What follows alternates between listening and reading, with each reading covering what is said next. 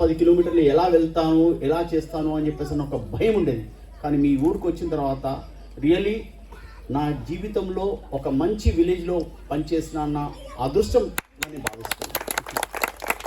తర్వాత ఇంకోటి ఏంటంటే, నాకు దొరికినటువంటి స్టాఫ్ కూడా, అంటే నేను రావడమే సీనియర్గా వచ్చి తర్వాత బాధ్యతలు తీసుకొని వీళ్ళందరితోటి వాళ్ళ యొక్క సహాయ సహకారం లేకుండా మీకు 100కి 100% మేము చదువు చెప్పేవాళ్ళం కాదు. అన్ని సబ్జెక్ట్స్ కూడా ఈక్వల్, మ్యాథ్స్ కావచ్చు, సైన్స్ కావచ్చు, ఇంగ్లీష్ కావచ్చు, అందరూ కూడా మీ అందరికి కూడా ఒక మంచి విద్యాబుద్ధులు నేర్పించి మిమ్మల్ని ఒక మంచి బాలుగా తీర్చిదిద్దడానికి కోసం మా ప్రయత్నం మేము చేసాం.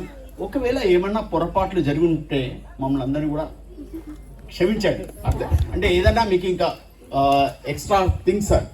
ఒకటి ఏంటంటే, జీవితం లోపల పోరాటం అనేది కామన్. అంటే కొంతమంది విద్యార్థులు మంచి పొజిషన్లో ఉండవచ్చు, కొంతమంది విద్యార్థులు కొంచెం లెవెల్లో కొంచెం ఇబ్బందిగా ఉండొచ్చు. బట్ ఎట్ లాస్ట్ ఏంటంటే, జీవితం అనేది మనం పోరాటం చేస్తూ ఉండాలి. మీరు కాదు, మేము కూడా చేస్తున్నాం. వెన్ వి గెట్ మ్యారీడ్, ఎప్పుడైతే పెళ్ళైందో మన జీవితం లోపల పోరాటం కొనసాగించే గుర్తుపెట్టుకోండి. మేము అప్పుడు చెప్తూ ఉంటా, అంటే చాలాసార్లు ఇప్పుడు క్లాస్లో కూడా ఒక వర్డ్ బాగా యూజ్ చేసేవాళ్ళం, దయ్యం అని చెప్పేసి యూజ్ చేస్తుండే. గుర్తులేదు, but I really continue. And తర్వాత మంచిగా చదువుకుంటే బాగుపడతాం, లేకపోతే హౌస్ వైఫ్స్ అవుతామని చెప్పేసి అని అంటాం. సో ఇప్పటికైనా నేను చెప్పేది ఏంటంటే, చదువుకున్న వాళ్ళకి ఎట్టి పరిస్థితుల్లో కూడా ఇబ్బంది అనేది ఉండదు. సో చదువుకున్నటువంటి వాళ్ళు ఏం సెట్ కారా సార్? సెట్ అవుతారు, ప్రతి ఒక్కరు సెట్ అవుతారు. అంటే చదువుకున్న వాడి కంటే కూడా చదువుకున్నటువంటి వాళ్ళు కూడా ఎక్కువ డబ్బులు సంపాదించవచ్చు.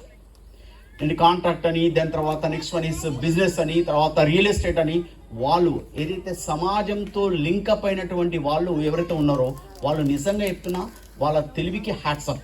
అట్ట కూడా చాలామంది సెట్ అయినటువంటి వాళ్ళు ఉన్నారు. అంటే సాఫ్ట్వేర్స్ చేయగానే వాళ్ళు గ్రేట్, మేము ఇక్కడ ఫార్మర్ చేస్తున్నాం కదా అని చెప్పేసి అన్నటువంటి ఇండివిజువల్ డిఫరెన్సెస్ వద్దు దయచేసి. మనమంతా కూడా ఒకటి, మనం అంతా కూడా తోటి విద్యార్థులం, మేమంతా కూడా ఈ గ్రామానికి సంబంధించిన వాళ్ళం.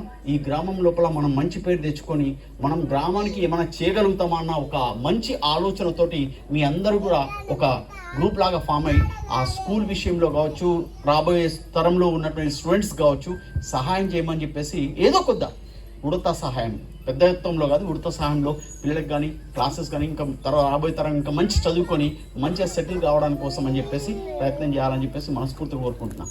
ఇంకోటి ఏంటంటే, నేను కూడా ఒక గ్రామీణ ప్రాంతం నుంచి వచ్చినటువంటి వాడిని కాబట్టి శాతరాజపల్లి అని, వేములవాడ దగ్గర శాతరాజపల్లి అని ఒక విలేజ్ అమ్మ. అఫ్కోర్స్ మీకు చెప్పినో చెప్పలేదో తెలియదు. ఆ డిఎస్సి రాసినప్పుడు 96లో చాలా 94లో క్వాలిఫై ఇంటర్వ్యూ అయినాము, కానీ ఇంటర్వ్యూ లోపల జాబ్ రాలేదు. 96లో ఉద్యోగం వచ్చింది. ఉద్యోగం వచ్చిన తర్వాత ఆ డిఎస్సి 25,000 స్టూడెంట్స్ సెలెక్ట్ అయినాం. ఒక మా గ్రామంలోకి వెళ్ళి 40 మంది విద్యార్థులు సెలెక్ట్ అయ్యాం. It's a small village Satarajapalli, వేములవాడకి జస్ట్ 5 కిలోమీటర్స్ డిస్టెన్స్ లోపల. అంటే 40 మంది సెలెక్ట్ అయిన తర్వాత కలెక్టర్ గారు ఫస్ట్ క్వశ్చన్ అడిగారు, మీ ఊరు నుంచి ఎంతమంది సెలెక్ట్ అయినారు అని చెప్పేసి. ఎందుకు చెప్తున్నా అంటే, ఒక సందర్భం వచ్చింది కాబట్టి డిఎస్సి లోపల చాలా మంది విద్యార్థులు ఒక్కొక్క గ్రామం నుంచి సెలెక్ట్ అవుతారు కాబట్టి అట్లా. సో కలెక్టర్ గారు అడిగితే అప్పుడు నాకు సరిగ్గా ఇన్ఫర్మేషన్ లేకుండా అరౌండ్ 30 to 40 అని చెప్పేసి చెప్పిన. No I want perfect figure అని చెప్పేసి. అంటే మీ గ్రామం నుంచి కూడా మీకు అన్ని విషయాలు మీకు తెలిసి ఉండాలా. మీరు ఇక్కడ నుంచి వేరే ఊరికి వెళ్ళినా కానీ మీ గ్రామం యొక్క పరిస్థితులు, మీరు ఇక్కడ చదువుకున్నటువంటి మీ ఏ ఊరు అని చెప్పంటే so and so mother and father and మీ గ్రామానికి ఒక స్పెషల్ గుర్తింపు ఉంది కాబట్టి అజయమని. ఇంకొక సంఘటన ఏంటంటే, ఈ వివి రావుపేట లోపల రియలీ చెప్తున్నా, మండే రోజు మార్నింగ్ వచ్చేటప్పుడు శ్రీనివాస్ సారో లేకపోతే స్వామి సారో రవీందర్ సారో నన్ను బండి మీద తీసుకొని వచ్చి రావడము, హెల్ప్ చేయడము, తర్వాత అయిపోయిన తర్వాత సాటర్డే రోజు నన్ను రాయకల్లో దింపడము, అది వాళ్ళ యొక్క సేవలు అయితే ఉన్నాయి ఎల్లటికీ మర్చిపోను. వాళ్ళకి రియలీ చెప్తున్నా హ్యాట్స్ ఆఫ్.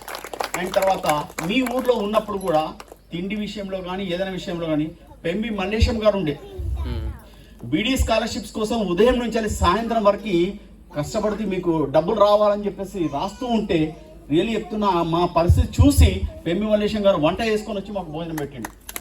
అంటే అది మేము మర్చిపోను. ఇంకొక చిన్న ఇన్సిడెంట్ కూడా చెప్తాం. మీ ఊర్లో నాగజ్యోతి అనే అమ్మాయి ఉండే, వాళ్ళ ఫాదర్ దుబాయ్లో ఇక్కడ పనిచేస్తున్నప్పుడు నేను ఒక నా బిడ్డకు బంగారం అక్కడ చాలా ప్యూరిటీ ఉంటుంది కదా, ఒక గొలుసు తీసుకురామని చెప్పిన నాగజ్యోతి వాళ్ళ ఫాదర్కి. వచ్చినప్పుడు తీసుకొచ్చి 4 గొలుసులు ముంగడ పెట్టి సార్ తీసుకోండి సార్ అన్నాడు. నాకెందుకండి 4, నాకు ఒక్కటి చాలు నా బిడ్డ కోసం అని చెప్పేసి అడిగినా, అది ఎంత అడిగితే చెప్పండి, నో డబ్బులు వద్దు అంటే. ఇది ఏంటంటే పంచుకోవాల్సిన జీవితంలో మర్చిపోయినటువంటి సంఘటన. సో ఆ 4 గోల్స్ వద్దు, నాకు ఒకటే గోల్స్ కావాలా, నాకు ఫ్రీ అయితే నాకు వద్దు. ఎందుకంటే నేను కష్టపడుతున్నాను, నేను నా డబ్బులు వస్తాయి, జీతం వస్తాయి కాబట్టి, మీరు కష్టపడి మీ భార్య పిల్లల్ని వదిలిపెట్టి మీరు అక్కడ పనిచేస్తున్నారు కాబట్టి ఆ పైసలు తీసుకుంటేనే నేను తీసుకుంటా అని చెప్పేసి అన్న.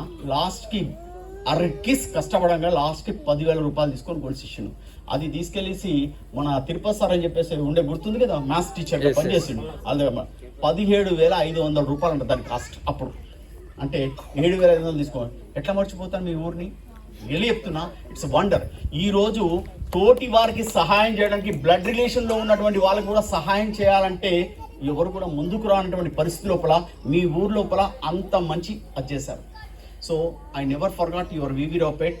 ఇట్ ఈస్ చిరస్థాయిగా నా చచ్చిపోయేంత వరకు కూడా మీ వివి రావుపేట్ని, మీ యొక్క విద్యార్థులని. ఇంకొక గమ్మతైన విషయం ఏంటంటే, మీ ఊరితో ఉన్న అటాచ్మెంట్ ఏంటంటే కారపొడి కానీ, దాని తర్వాత నెక్స్ట్ వన్ ఇస్ ఏంటంటే, ఎందుకు చెప్తున్నా సార్ అంటే, మీ ఊరికి గుర్తింపు నేను మర్చిపోయి ఇప్పుడు చెప్పకపోతే నేను అసలు బ్రతుకుడు కూడా వేస్ట్ తిన్నటువంటిది.